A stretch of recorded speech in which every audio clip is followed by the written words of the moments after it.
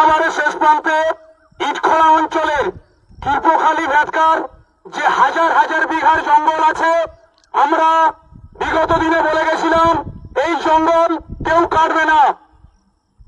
আমাদের উপেক্ষা করে, যারা আইনকে উপেক্ষা করে এই জঙ্গল কাটছে, আমরা আজকে সমস্ত ইটখোলা অঞ্চলে মাইকিং করে দিয়েছি। আগামী দিনে যদি কেউ এই জঙ্গল কাটে, আমরা প্রশাসনের হাতে তাকে তুলে দেব।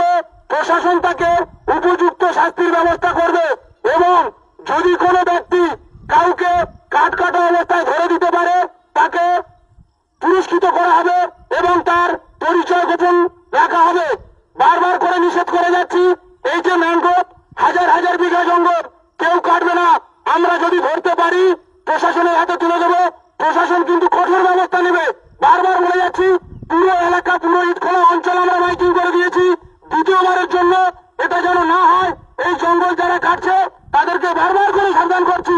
আর যেন এই দিন আমাদের না দেখতে হয়, কোন ইল্লিগাল কাজ, আইন বিরোধী কাজ এই ইটখোলা অঞ্চলে হবে না। বারবার করে নিষেধ করছি, আইনের ঊর্ধ্বে কেউ নয়। প্রশাসনের কাজ করবে, বারবার বলছি, এই দিন আর যেন না দেখতে হয়। ইটখোলা অঞ্চলে কোন জায়গায় কোন ইল্লিগাল কাজ হবে না। আগামী দিনে আমাদের যেন মাইকিং না করতে হয়, ধরে ধরে যেন পুলিশের হাতে না তুলে দিতে হয়।